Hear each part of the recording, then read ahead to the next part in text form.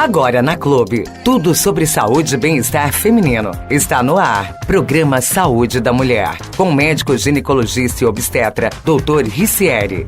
Muito bom dia aos ouvintes da Clube FM. Para você que está acompanhando a programação da Clube FM, toda quarta-feira, a partir das 11 horas da manhã, temos este encontro com o nosso convidado especial, o Dr. Ricieri. Este é um quadro onde você fica por dentro das novidades que envolvem a saúde feminina e esclarece suas dúvidas sobre o assunto. Muito importante nosso encontro aqui, então, toda quarta-feira. Lembrando que a gente está também com a transmissão via Facebook. Dr. Ricieri, muito bom dia, seja bem-vindo. Bom dia, Anderson. Bom dia aos ouvintes. Prazer estar aqui mais uma vez. Obrigado mais uma vez também pelo espaço. Doutor, muito importante esse espaço porque tem sanado a dúvida de muita gente ao longo das semanas, né?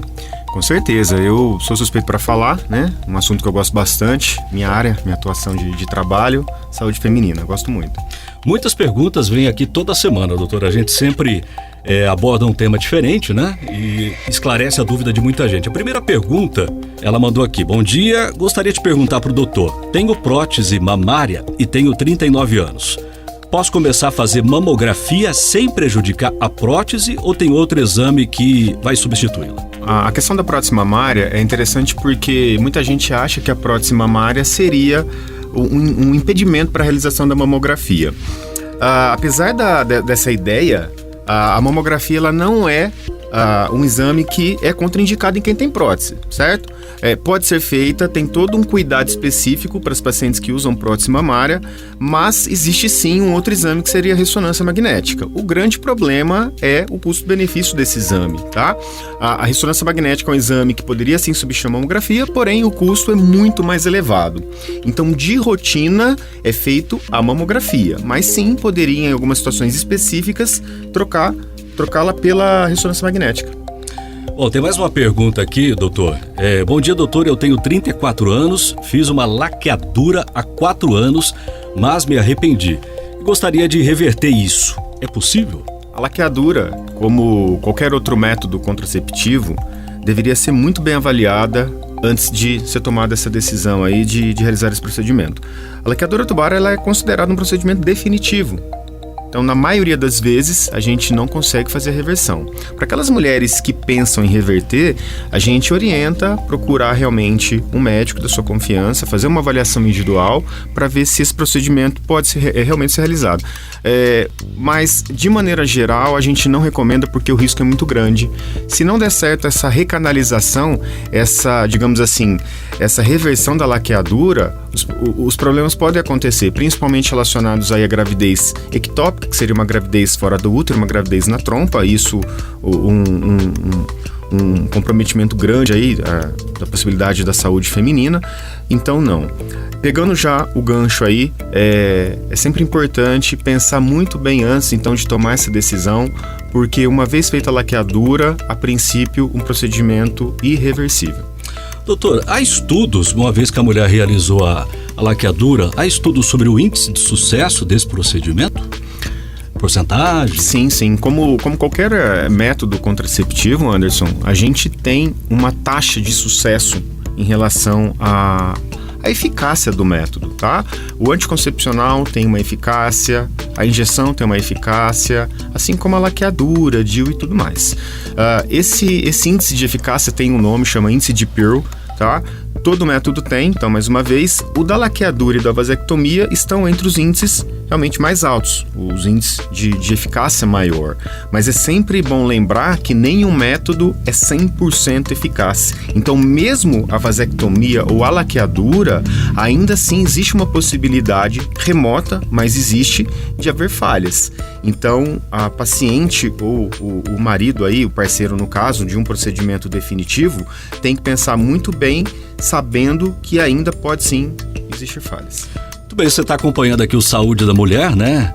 A Clube FM transmite toda quarta-feira a partir das 11 horas, inclusive com transmissão pelo Facebook, com o nosso convidado aqui, o Dr. Ricieri. Doutor, minha mãe passou em consulta de rotina com a ginecologista e durante o exame ela disse que o intestino dela estava querendo sair. Isso é grave? Por que isso acontece? Anderson, provavelmente é o que a gente chama de retocele, tá? Vamos imaginar que a vagina é um tubo, tá? Na parte de cima desse tubo ficaria a bexiga, no fundo desse tubo o útero e na parte de baixo o intestino, tá? Normalmente essa retocele, que a gente considera como uma distopia, um prolapso, é uma frouxidão dessa parte inferior desse tubo, da parte inferior da vagina. A causa mais comum para isso realmente é o parto normal, associado também à idade. Então, mulheres depois da menopausa têm um risco maior, principalmente pela queda do hormônio, mas pacientes que têm alguma alteração do colágeno também podem apresentar esse tipo de situação. Normalmente não é grave, é algo que pode incomodar e tem também a questão estética. Então, procurar aí um médico, né, tirar essas dúvidas aí, e se for o caso, existem sim tratamentos, procedimentos para a gente poder melhorar. Muito bem, mais uma pergunta aqui. Doutor, por que tenho tanto enjoo na gravidez? Eu acho que o enjoo, ele é talvez aí o sinal mais comum, né? O sintoma mais comum, Anderson. A gente até brinca, né? Mulher enjoada, né? Opa, será que tá grávida? Isso tem uma explicação, que normalmente seria aí pela elevação de um hormônio, do hormônio que é um hormônio comum, que é o HCG, o hormônio que é produzido pela placenta, né? Primeiramente pela mulher, pelos ovários, depois pela placenta. E realmente, em relação a enjoos, tem mulheres que têm mais, outras menos. Depende muito do nível desse hormônio que cada grávida pode apresentar, e também a sensibilidade, né? A questão de receptores intestinais, de estômago, assim, resumindo, a particularidade de cada organismo, mas normalmente associada à elevação do hormônio. Por isso que mulheres que têm uma gravidez de gêmeos, né, gemelaridade, normalmente têm um índice de enjoo maior. Doutor, a mulher tem a primeira gravidez, acontece de não ter enjoo nenhum. Na segunda, ao quadrado. Como se explica? É bem engraçado isso, porque as mulheres normalmente tendem a comparar a primeira gravidez com as outras gestações que ela tem. Mas a gente acaba falando aí que cada gravidez pode ser totalmente diferente uma da outra, normalmente por essas particularidades que eu falei. Então, a dosagem do hormônio pode ser diferente em cada gestação, o tipo de gestação em si, a alteração hormonal, ela pode ser diferente, as mudanças que a mulher tem, elas podem ser diferentes em relação ao ganho de peso, em relação a já estar com uma idade diferente de uma outra gestação. São particularidades aí que a gente tem que levar em consideração. Mas sim, uma gravidez ela pode ser totalmente diferente uma da outra, tanto para melhor quanto para pior. Muito bem, sanando as suas dúvidas, ouvinte da Clube FM, você está acompanhando aqui o Saúde da Mulher. Mais uma pergunta de uma ouvinte nossa, doutor. Ela disse aqui: meu nome é Viviane, bom dia, tenho 47 anos. Ela percebe, doutor, que ao final do dia a calcinha fica molhada, mas não consegue saber se é suor, xixi ou corrimento. Como é que ela faz para saber? Anderson, pergunta bem complicada de responder, porque muitas vezes a gente não consegue descobrir. O que a gente sugere, né, como sempre, procurar um profissional para fazer uma avaliação individual, porque realmente uma calcinha molhada pode ser suor, pode ser, principalmente aquelas mulheres que usam calças apertadas, calça jeans. Nossa região é uma região que habitualmente é mais quente, então uma produção de suor maior. Normalmente mulheres que têm um peso acima do adequado também tendem a ter mais sudorese, mais suor nessa região. Pode ser urina? Sim, pode. Normalmente ela vai sentir um cheiro de xixi na calcinha, tá? Nem sempre isso acontece, às vezes é uma quantidade pequena, ou às vezes a urina tá muito diluída e realmente o cheiro não aparece, tá bom? O corrimento, ele já é mais específico, né? O corrimento, ele é algo ali um pouco mais viscoso, ele tende a ter um odor, nem sempre um odor desagradável, mas às vezes aquele odor um pouco mais ácido, tá? Que seria um pouco mais fácil da gente saber. Mas, na dúvida, aí procurar um especialista, porque a gente tem alguns exames, algumas avaliações aí mais específicas para a gente tentar diferenciar, né? Nunca prometendo o diagnóstico certeiro, principalmente numa primeira consulta, mas sim, a gente tem exames que a gente pode ajudar esse paciente. Doutor, pode acontecer de ter mais de um item, os dois ou até três ao mesmo tempo? Sim, com certeza, né? A mulher, ela pode ter um suor, na verdade a maioria das mulheres tem um suor, né? Elas reclamam principalmente no final do dia, pelo fato de estar nas suas atividades, seja no estudo, seja no trabalho, fora de casa, com a roupa apertada.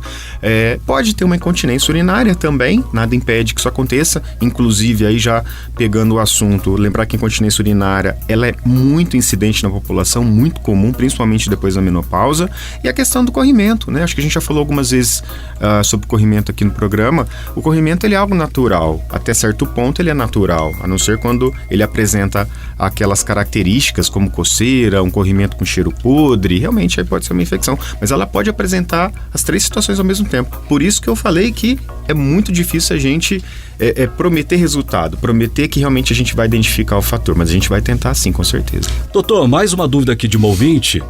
Tenho o diagnóstico de endometriose desde a minha adolescência. Comecei a usar anticoncepcional para melhorar a dor e o sangramento.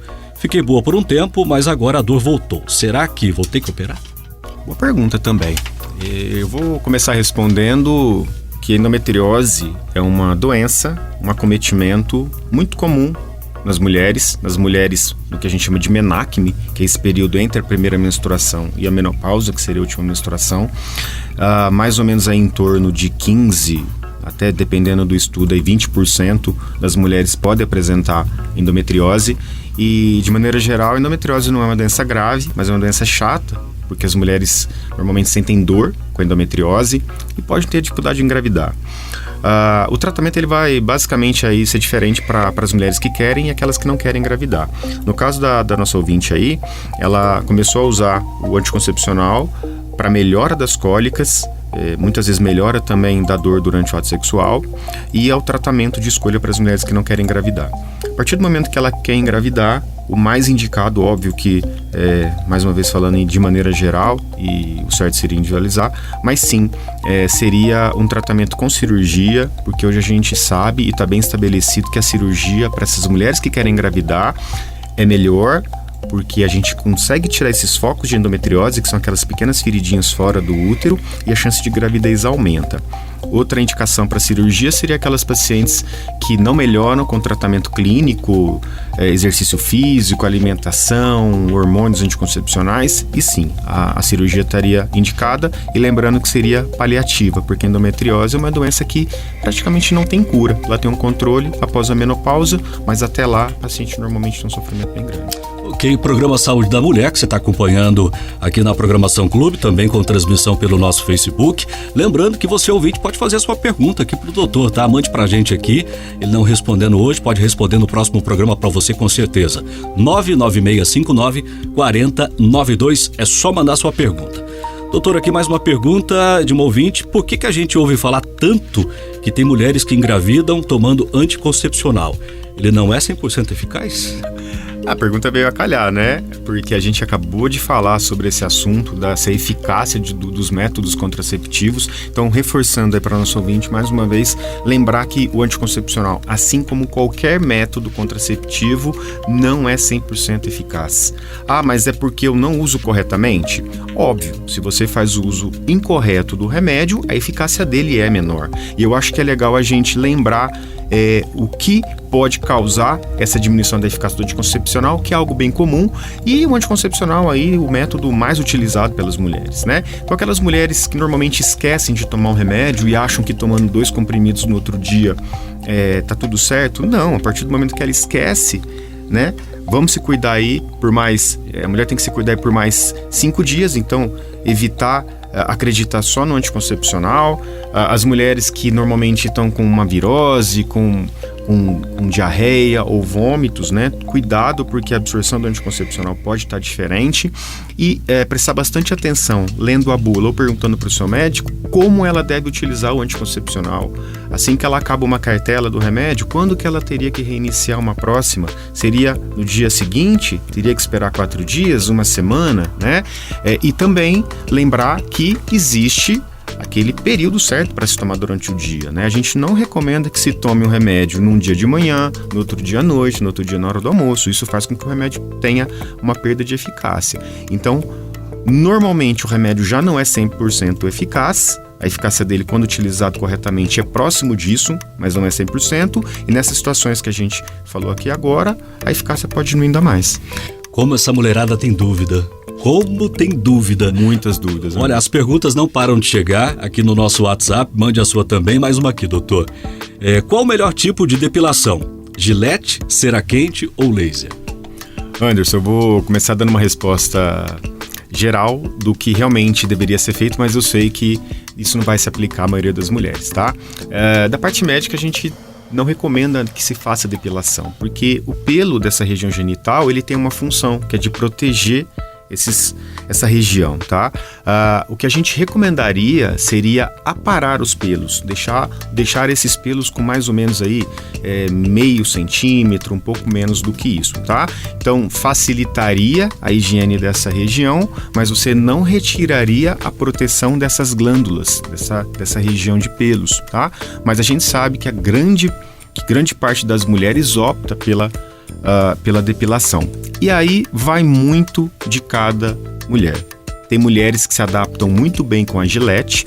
Eu particularmente acho aí que é o método mais agressivo, porque a gente está destruindo a camada córnea da pele, uma camada a mais de proteção. Hoje em dia é muito conhecida a depilação a laser, ela não é tão acessível porque tem um custo implícito do procedimento, do aparelho, mas as mulheres gostam bastante desse método, e tem o método aí com cera quente, que também é um método eficaz para a retirada do pelo.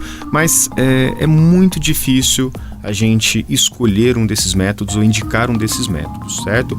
Como eu falei, então tentar aparar essa região sem retirar os pelos, mas para aquelas mulheres que gostam e que se dão bem, é muito individualizado, e o que ela se adequar melhor, ela pode utilizar. Doutor, muito bem, Programa Saúde da Mulher. As informações, as dúvidas, principalmente as dúvidas, né, são inúmeras. Deixar a gente vai o dia todo aqui, porque a gente vai conversando informação sem parar, né? Informação nunca é demais. Com certeza. Mas o Programa Saúde da Mulher volta na próxima quarta-feira, a partir das 11 horas. Você, ouvinte da Clube, pode mandar a sua dúvida, a sua pergunta para o nosso WhatsApp, 996594092. Doutor, para quem quiser também estar na dúvida, for no nosso WhatsApp, pode mandar diretamente no seu perfil, o pessoal que quiser obter mais informações. Sim, Anderson, né? Nós temos as nossas redes sociais, Instagram, Facebook, site, o nosso canal no YouTube, Dr. Ricieri, ginecologista, lembrando que o doutor somente o DR. Maravilha, obrigado e até a próxima quarta-feira. Anderson, obrigado mais uma vez pela oportunidade, bom dia para você, um bom dia para os nossos ouvintes e um bom restinho de semana para todos. Saúde da Mulher, com Dr. Ricieri, médico ginecologista e obstetra. De volta na próxima quarta-feira, a partir das 11 da manhã, na Clube 92 FM.